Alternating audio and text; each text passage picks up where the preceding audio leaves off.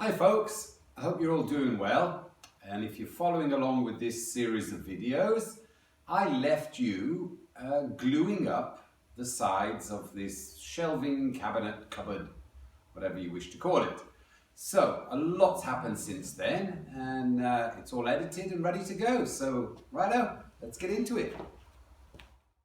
So while the glue's drying inside, I've come back to these boards and I'm going to take out the nails and mark them to size and cut them to rough length.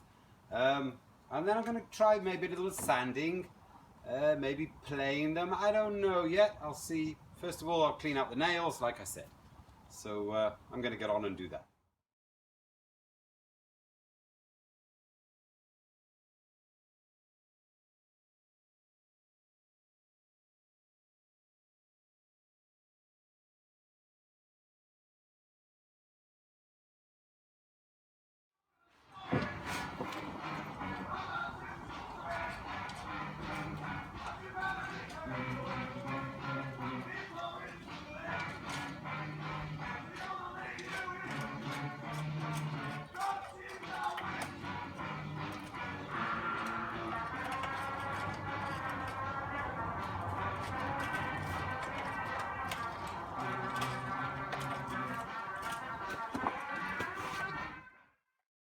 Same as before, I've measured and now I'm going to cut the shelves to length.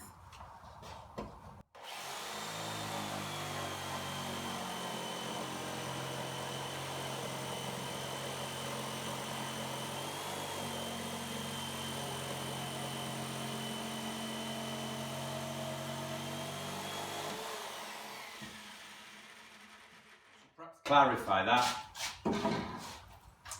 I've cut them to rough length. That means they're longer than the finished or desired length.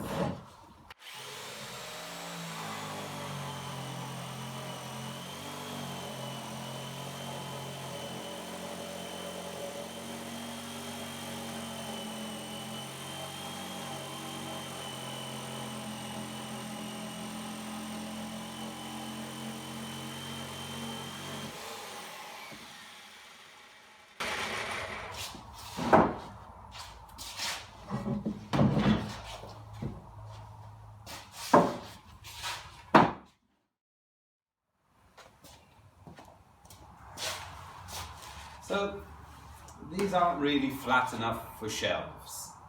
I'm going to have to joint them and plane them, I think.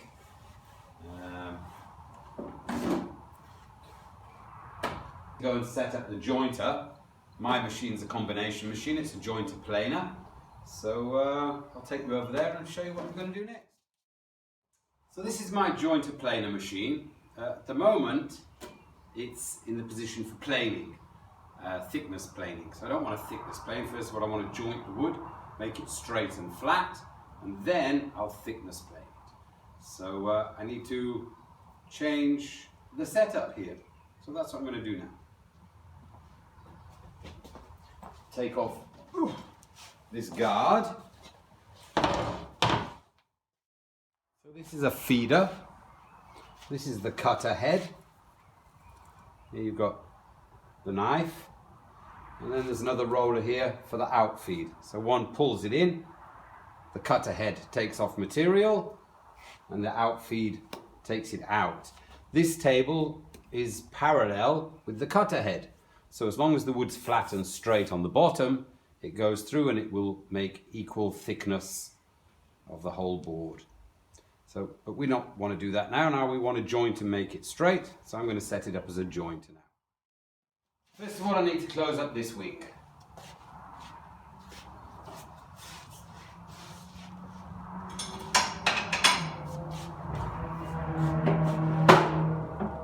More boy racers.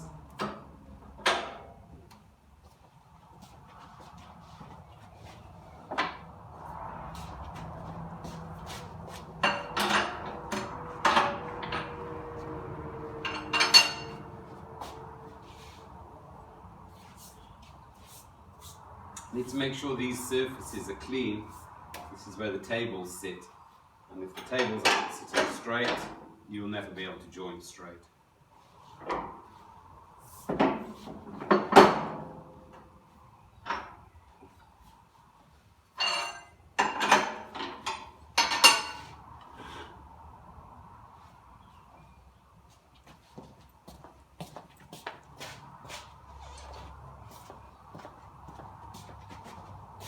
On this side, the locking mechanism got broken some years ago. Someone hit it with a hammer, I think.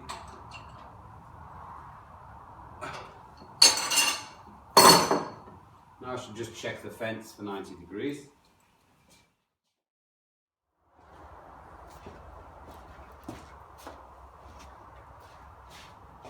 Okay, so got back to the planer at last.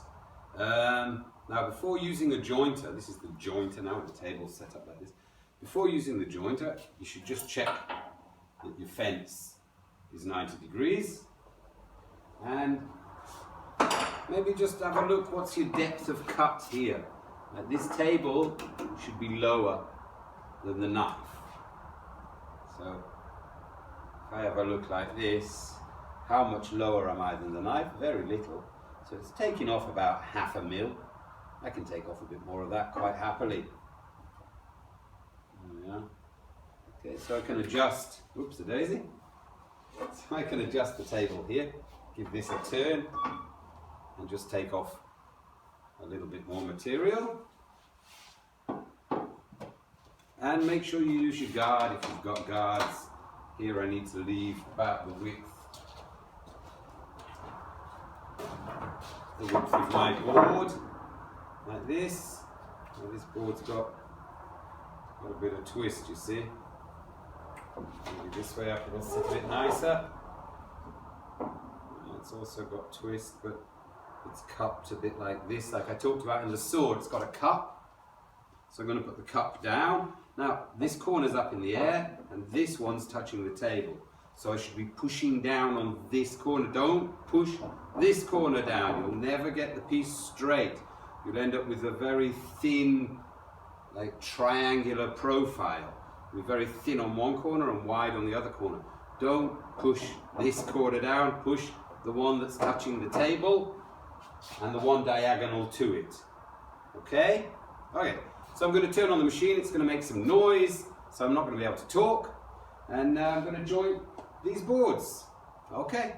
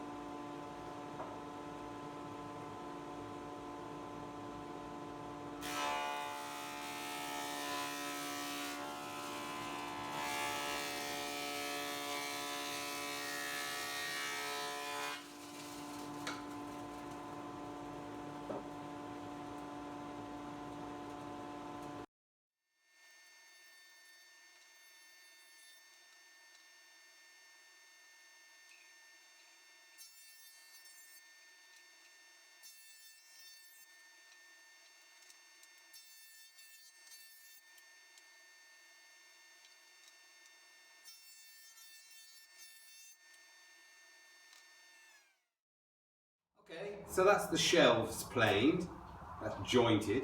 Now we need to thickness plane them. So this machine it's a combination machine. It does jointing and thickness planing.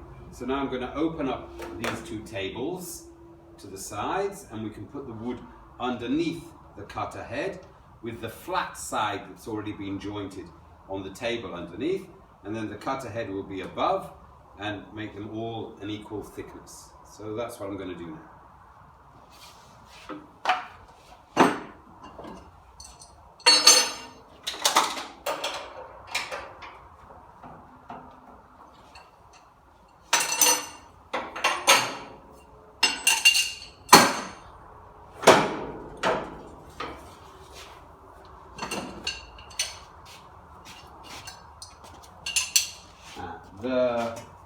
The blower, the dust extractor, it's held underneath with the table from the planer. So I'm just going to lower the planer table and take out the dust extractor. Now I should close this little gate, otherwise when I pull this table back it's going to fall on my feet.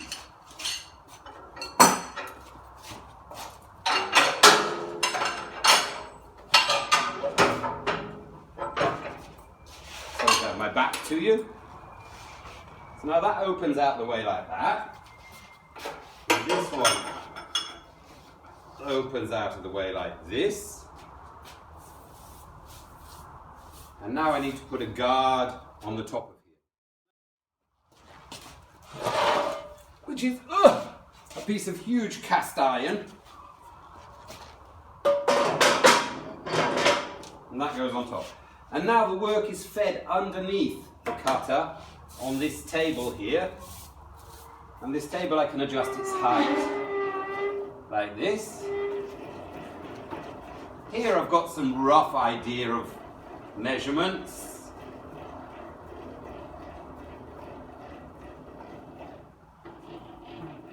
Yeah, something like this is our thickness, I think.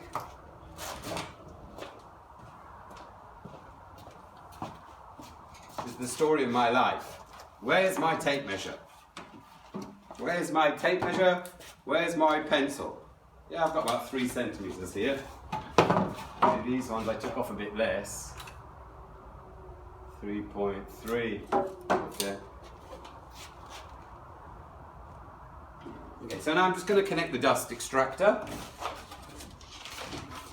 It's very high tech. You see this little high-tech box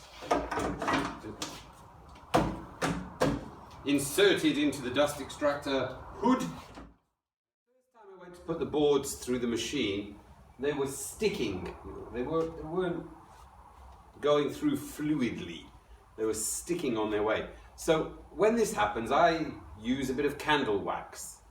These are those little tea candle things. So I put a bit of candle wax here on the out feed and on the in feed. I can put a bit more now because they've gone through a few times. Just like this. And just like this. Okay, so I put a bit of candle wax. That makes them slide easily. Now, you need to think about a few things before you put candle wax. If it might interfere with the finish that you're going to be putting on the wood afterwards, and the finish will peel off because there's wax, or you've got to remember to sand off the wax if it's going to be on the bottom of the board where it was rubbing over the table. Alternatively, you can use some kind of oil. Something like kerosene is pretty good, and that usually evaporates and doesn't leave any marks on the wood and doesn't leave any finishing problems.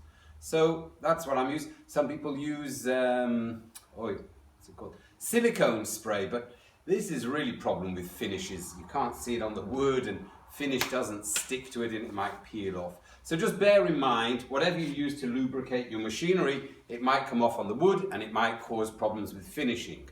So there you go. I'm going to continue now. I've still got more material to remove.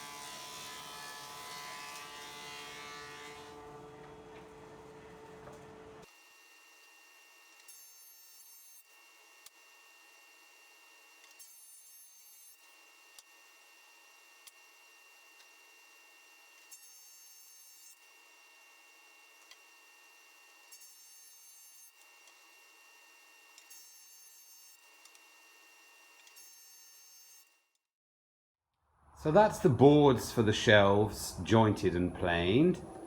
They're all nice and flat. And so I'm happy with the way those look. So now the next thing we need to do is... Okay, so now we've got all of the shelves planed. The next thing to do is to take the clamps off these pieces, which are the sides of the cupboard, and start to make a little bit of a design, what shape we're going to make the sides of the cupboard, and sand things, and yeah, keep moving forwards. So that's what I'm going to do now. I'm going to start taking off the clamps.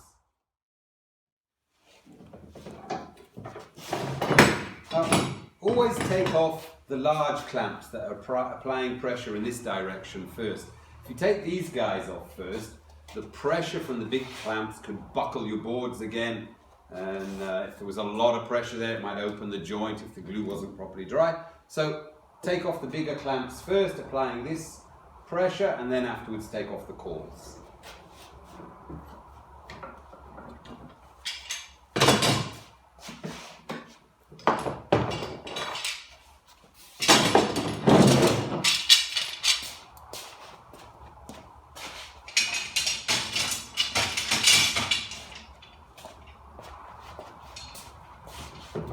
Now, if you're going to leave the boards hanging around for any period of time, you know, more than a day or even, you know, more than a few hours, always keep them pressed in with cores.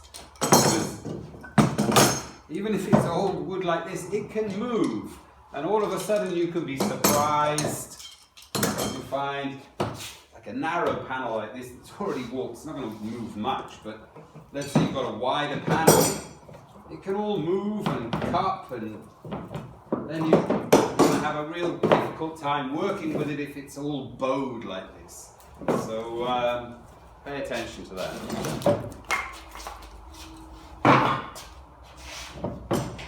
Okay.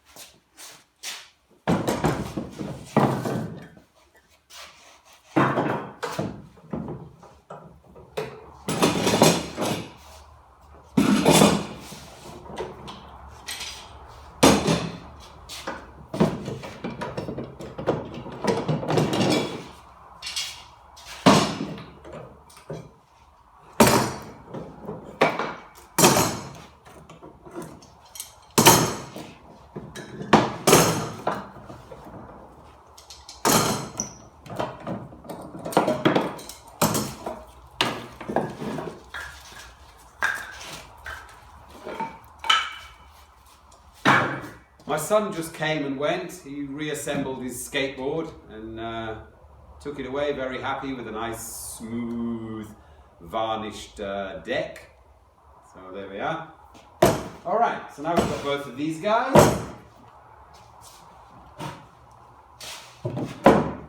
And if I go back to my measurements here, we need a 150 outside and 115 tall.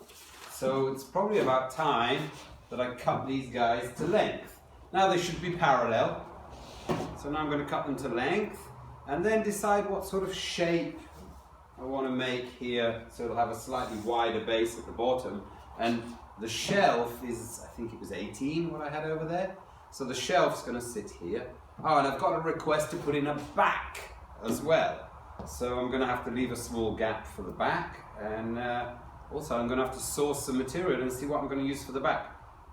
If I'm not mistaken, outside I've got some old tongue and groove, which I took off some old building that was painted blue, which could be quite nice if I sanded a bit.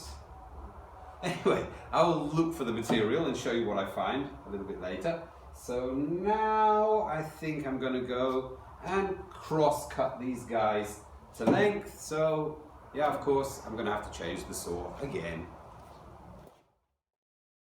So yes, it's definitely time to change the saw again. That's that big old rip saw that we use to make the planks parallel. So now I'm going to have to change it for an old crosscut saw because it's recycled wood and it's full of sand and could be nails and who knows what. So I'm just going to change the blade.